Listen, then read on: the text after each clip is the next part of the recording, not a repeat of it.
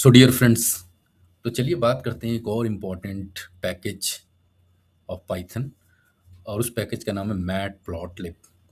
तो from the name it is clear, क्योंकि plot word यहाँ पे आ रहा है तो it means it is clear कि ये पर्टिकुलर पैकेज किस लिए यूज़ होगा, डिफरेंट टाइप के ग्राफ्स प्लॉट करने के लिए। इसलिए बहुत सारे लोग कहते हैं कि whenever you want to perform visualisation of our data, then matplotlib is one of the most important package. तो मैट प्लॉट लिब के बारे में the things which we need which we will study. तो सबसे पहली बात है Y visualisation, हम अपने डेटा का विजुअलाइजेशन क्यों करें, that important aspects we will try to understand.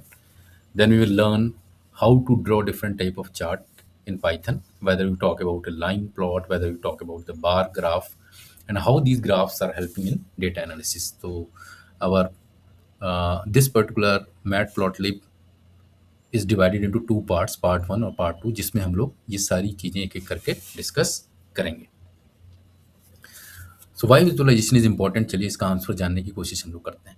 ठीक, तो नॉर्मली हमारा जितना भी डेटा होता है वो टेबुलर फॉर्म में होता है, जो हमने देखा कि एक्सेल फॉर्मेट में है। बहुत सारे लोग जो CSV के बारे में जानते थे कि सर हमारा डेटा CSV फॉर्मेट में है, but just looking at that particular data, मान लीजिए आपके पास 500 रोज में डेटा है या 200 रो में डेटा है, 2000 में, 2 लाख में, तो टेबुलर फॉर्म के डेटा को देख के it's very difficult to identify any pattern. कोई भी पैटर्न आइडेंटिफाई करना या कोई कंपैरिजन करना, it's very difficult.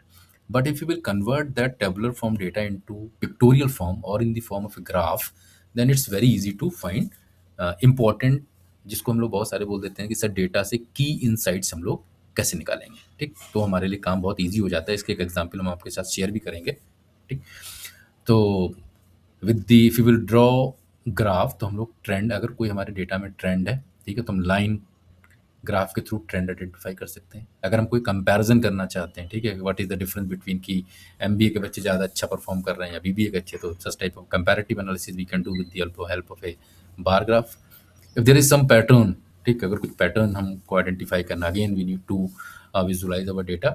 And fourth important thing is, if you will visualize your data, then by looking at that particular graph, it's very easy to take decision making.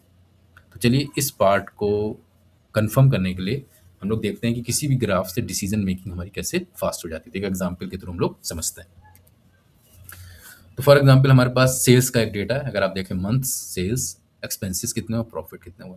तो अगर हम month wise sales का data देखें तो $120, $150 such type of sales is giving. अब just looking at that tabular form data, can be कोई trend या कुछ हमको पता चल रहा है? It's very difficult. तो जब छोटे से डेटा में कोई ट्रेंड नहीं पता कर पा रहे हैं, तो अगर डेटा सेट हमारा 20,000, 2 लाख या 20 लाख रोज का हो गया, तो ऑलमोस्ट इम्पॉसिबल हो जाएगा। लेकिन जैसे ही हमने मंथ और सेल्स के डेटा को लाइन ग्राफ से विजुलाइज किया, ठीक, अगर आप यहाँ देखें तो हमारे एक्स एक्सिस पे मंथ्स है और वाई एक्सिस पे हमारी सेल्स है।